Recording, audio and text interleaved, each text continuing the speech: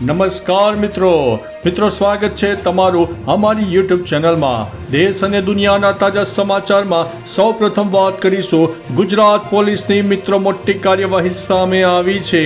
હાલ ગુજરાતમાં મોટું ઓપરેશન ચાલી રહ્યું છે, જેમાં ગુજરાત પોલીસ ઘૂસણખોરી કરનારાઓ સામે મોટી કાર્યવાહી કરી રહી છે। દરમિયાન અમદાવાદના ચંડોળા તળાવ પાસે 100 બાંગ્લાદેશી રહેતા હોવાનું સામે આવ્યું છે। મળતી માહિતી મુજબ આ તમામને ડિપોર્ટ કરાશે। ક્રાઇમ બ્રાન્ચ તપાસ પણ કરી રહ્યું છે। ઘણા લોકો પાસે બનાવટી પાન કાર્ડ અને આધાર કાર્ડ પણ છે, તેથી આ મામલે પણ આવનારા સમયમાં મોટી કાર્યવાહી પણ થવાની છે। મિત્રો, અન્ય મહત્વના સમાચારની વાત કરીએ તો પાકિસ્તાની સેનાનું એલઓસી ઉપર ફાયરિંગ। પાકિસ્તાની સેનાનું એલઓસી ઉપર ફાયરિંગ કર્યું હોવાના સમાચાર હાલ સામે આવી રહ્યા છે। આ ફાયરિંગ સામે ભારતીય સેનાએ જડબાતોડ જવાબ આપી દીધો છે।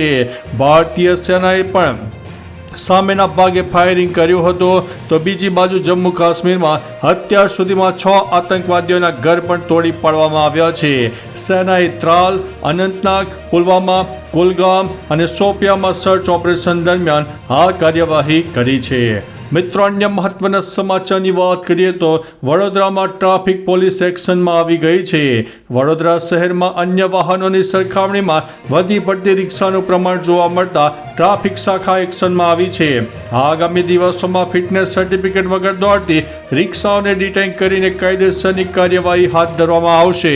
વડોદરા શહેરના 4000 જેટલા રિક્ષા ચાલકો જેમણે ખોટી રીતે પાર્કિંગ કર્યું હોય અને રિક્ષાનો સરળ રિક્ષા તરીકે ઉપયોગ કર્યો હોય તેવા તમામ રિક્ષા ચાલકો સામે દંડનીય કાર્યવાહી કરવામાં આવી છે।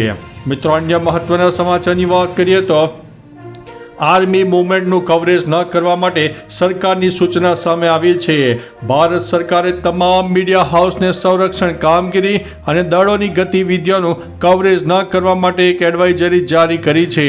આર્મી મૂવમેન્ટનું કવરેજ ન કરવા સરકારની સૂચના આપી દેવામાં આવી છે। પાકિસ્તાની સેનાને વહેલી સવારે પણ નિયંત્રણ રેખા પર ભારતીય ચોકીઓ પર ગોળીબાર કર્યો હતો। ભારતીય સેનાએ પણ આનો જવાબ આપી દીધો છે।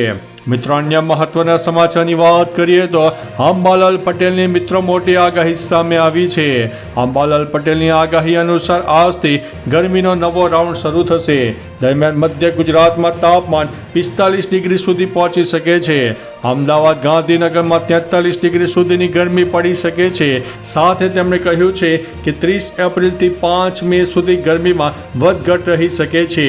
મે મહિનાની શરૂઆતમાં જ પ્રી મોન્સૂન એક્ટિવિટીનો પ્રારંભ થઈ જશે।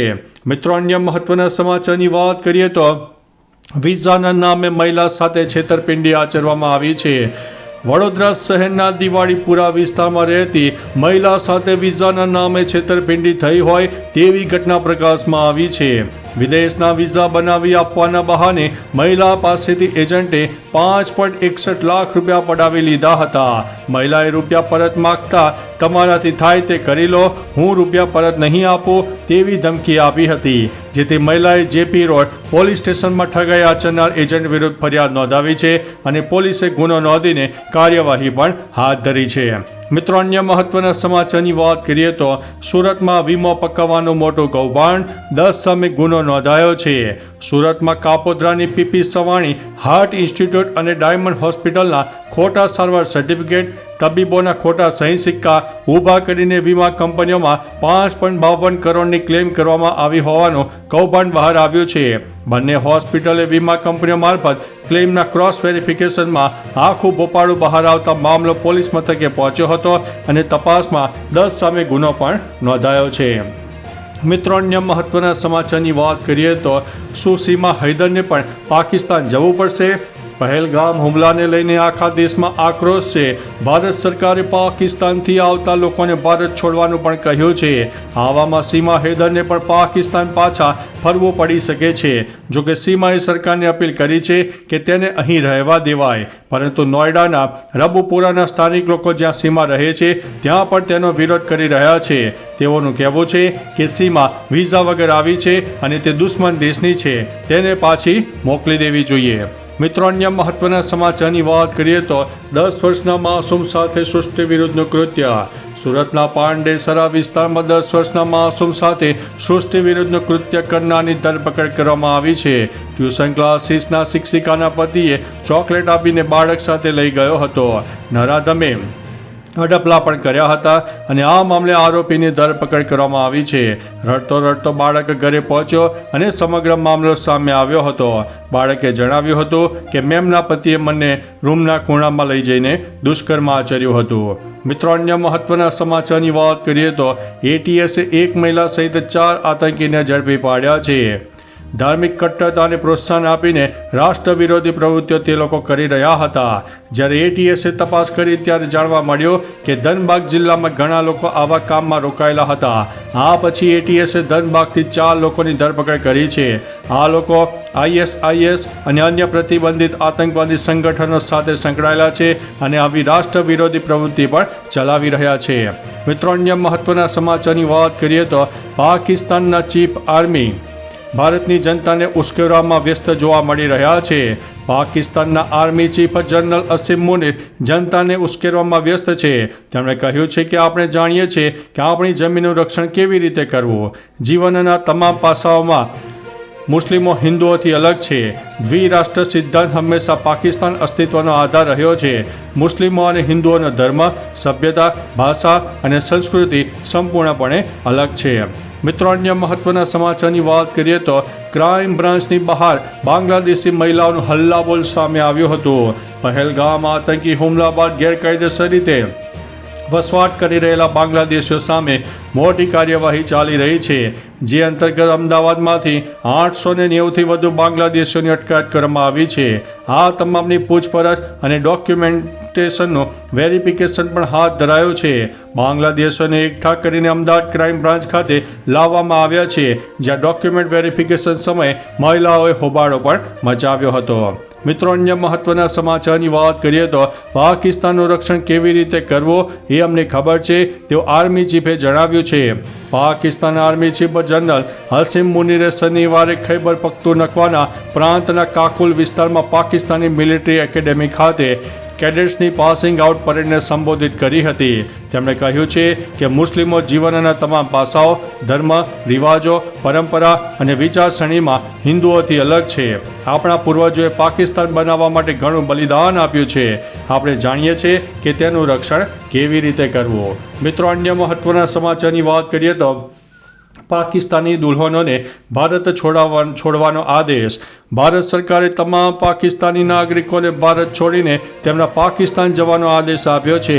પાકિસ્તાનના સિંઘથી 13 દિવસ પહેલા જેસલમેરમાં પોતાના સાસરે આવેલી 2 દુલ્હનો પર દુઃખનો પહાડ તૂટી પડ્યો છે. દુલ્હનોના હાથ પરની મહેંદીનો રંગ હજુ ઝાંખો પડ્યો નથી અને તેમને તેમના માતા પિતાના ઘરે મોકલવાનો ઓર્ડર આવી ગયો છે. આ પછી ઘરમાં ખુશીને બદલે ઉદાસીનું વાતાવરણ છવાઈ ગયું છે. મિત્રો, અન્ય મહત્વના સમાચારની વાત કરીએ તો જમ્મુ કાશ્મીરમાં ફસાયેલા ગાંધીનગરના પ્રવાસીઓ પરત ફર્યા છે. જમ્મુ કાશ્મીરના રામબાનમાં ફસાયેલા ગુજરાતીઓ પરત પોતાને વતન ફરી ગયા છે. જમ્મુ કાશ્મીરમાં આતંકવાદ પૂર્વે વાદળ ફાટ્યું હતું, જેને લઈને ગુજરાતના પ્રવાસીઓ ફસાયા હતા. 19 એપ્રિલના રોજ વાદળ ફાટવાની ઘટના બની હતી અને વાદળ ફાટવાથી રસ્તા બંધ થતાં પ્રવાસીઓ ફસાયા હતા. ઉપરાંત તેમને ખાસ લક્ઝરી બસ મારફતે સુરક્ષિત પરત લવાયા છે. મિત્રો, અન્ય મહત્વના સમાચારની વાત કરીએ તો પહેલગામ હુમલાની તપાસમાં ભાગ લેવા માટે પાકિસ્તાન તૈયાર છે. હવે પાકિસ્તાનને ડર લાગી રહ્યો છે. પહેલગામ આતંકવાદી હુમલા પછી ભારત દ્વારા લેવામાં આવેલા નિર્ણયો અને દબાણને કારણે પાકિસ્તાને તપાસમાં જોડાવાની ઓફર કરી છે.